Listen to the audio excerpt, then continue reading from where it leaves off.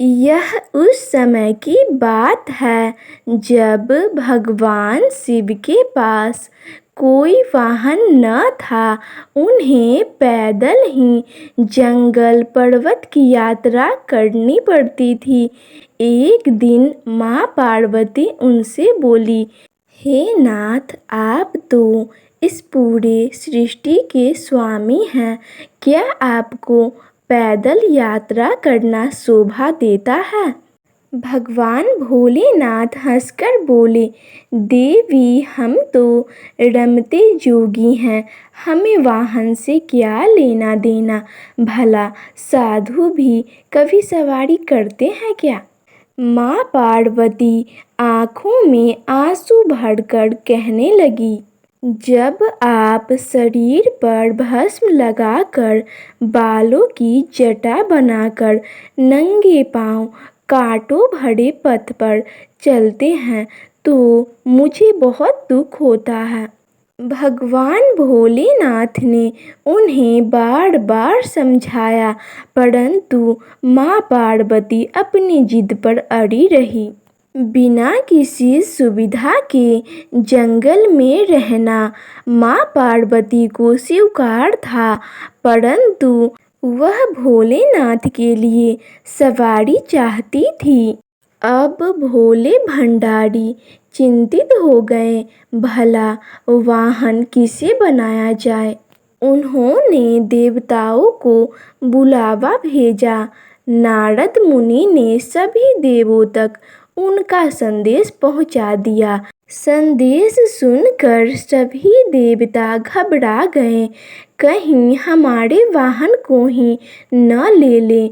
सभी देवता कोई न कोई बहाना बनाकर अपने अपने महलों में बैठे रहे। माँ पार्वती उदास बैठी थी। शिवजी ने कहा, देवी, आप उदास न हो, सभी देवता आते ही होंगे। लेकिन जब कोई देवता कैलाश पर्वत पर न पहुँचे तो भोलेनाथ ने एक हुंकार लगाई तो जंगल के सभी जंगली जानवर आ पहुँचे।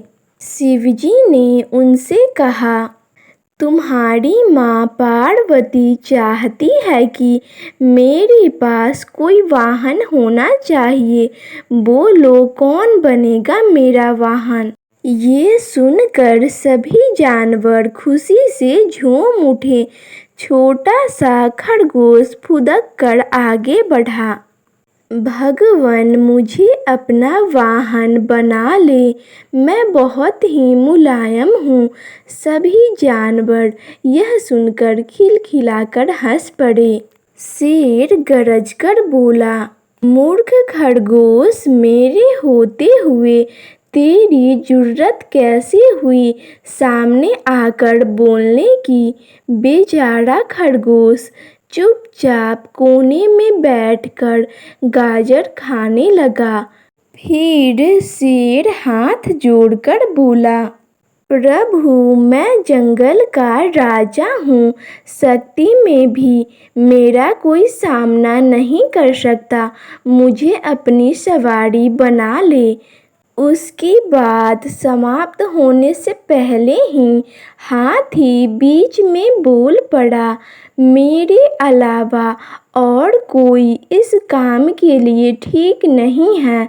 मैं गर्मी के मौसम में अपनी सूंड में पानी भरकर महादेव को नहलाऊंगा। इसीलिए प्रभु, आप मुझे अपनी सवारी बना लीजिए।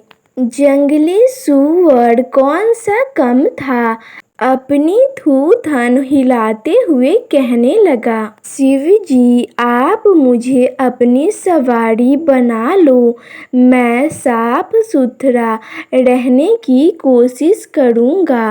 कहकर वह अपने शरीर की कीचड़ चाटने लगा। तभी कस्तूरी हिरण बोल पड़ा, छी, कितनी गंदी बदबू आ रही है, चल भाग जा यहाँ से, मेरी पीठ पर शिव जी सवारी करेंगे। इसी तरह सभी जंगली जानवर अपना अपना दावा जताने लगे। शिव जी ने सबको शांत कराया और बोले, कुछ ही दिनों बाद मैं सब जानवरों से एक चीज मांगूंगा, जो मुझे वह लाकर दे देगा वही मेरा वाहन बनेगा। नंदी बैल भी वहीं खड़ा था। उस दिन के बाद से वह छिप छिप कर भगवान शिव और माता पार्वती की बातें सुनने लगा। वह घंटों भूख प्यास की परवाह किए बिना छिपा रहता। ऐसे ही बहुत दिन बीत गए। एक दिन की बात है, रोज की तरह नंदी भगवान शिव और माँ पार्वती की बातें सुन रहा था। तभी शिवजी ने कहा कि हमें बरसात के मौसम में सूखी लकड़ियों की ज़रूरत पड़ेगी। तभी नंदी को भी यह पता चल गया और उसने पहले से ही सारी तैयारी कर ली। बरसात का मौसम आया, सारा जंगल पानी से भर गया। ऐसे में शिव जी ने सूखी लकड़ियों की मांग की तो सभी जानवर एक दूसरे का मुंह देखने लगे। तभी बैल नंदी आगे आया और बहुत सारी सूखी लकड़ियाँ के गट्ठर ले आया। भगवान शिव बहुत प्रसन्न हुए। मन ही मन भगवान भोलेनाथ तो सब जानते ही थे कि बैल नंदी ने उनकी सारी बातें सुन ली है। फिर भी उन्होंने नंदी बैल को अपना वाहन चुन लिया। सारे जानवर भगवान शिव और माँ पार्वती की जय जयकार करके अपने अपने घर लौट गए। तो आपको यह कहानी कैसी लगी कमेंट सेक्शन में ज़रूर बताइएगा। और अगर आप हमारे चैनल पे पहली बार आए हैं तो चैनल को सब्सक्राइब करना मत भूलिएगा एंड वीडियो को अपने दोस्तों के साथ शेयर करना भी मत भूलिएगा। और अभी तक आपने वीडियो को लाइक नहीं किया है तो लाइक भी कर दीजिए। तो मिलते हैं नेक्स्ट वीडियो में, तब तक के लिए thanks for watching this video.